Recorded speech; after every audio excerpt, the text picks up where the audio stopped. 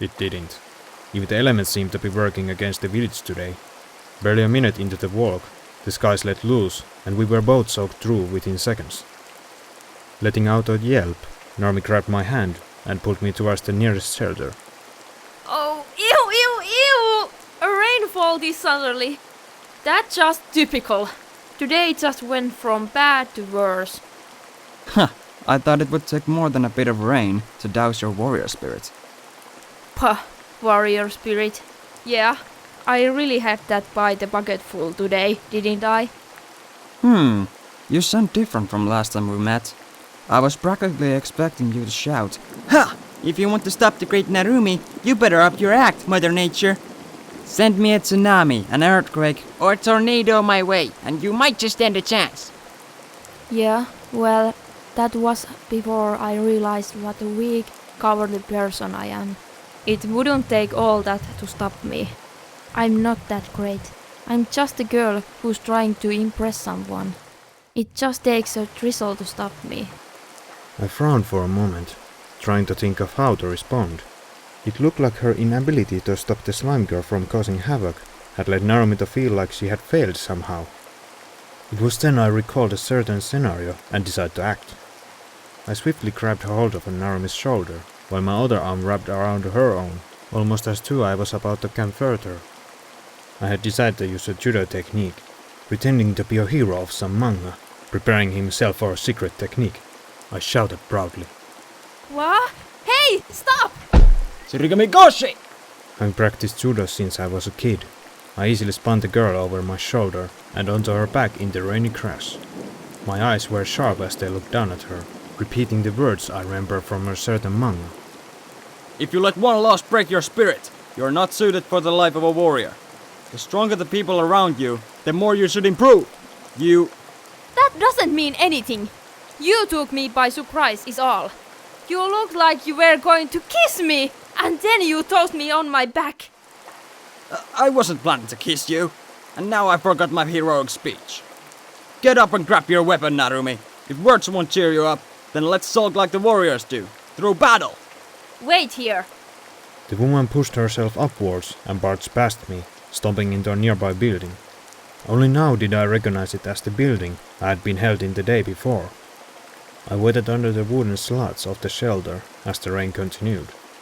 A few moments later, I heard a loud thud, and through the doors, Narumi burst. In her hands, she held a naginata, similar to the one she had used previously, but with a different blade.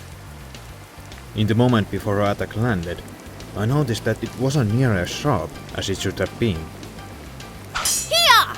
It took everything I had to raise my arms in time and grab a hold of the shaft of the weapon before the attack crushed my body.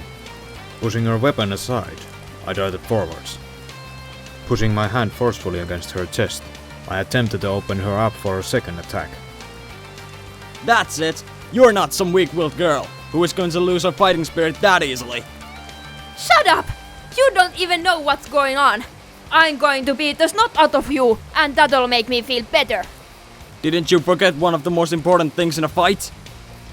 The woman gritted her teeth and lunged towards me again, a wild, angry strike that would have been ridiculously easy to dodge had she not been so fast. Even though I was faster, the whoosh that shot past me made it clear she was not pulling her punches. I don't care!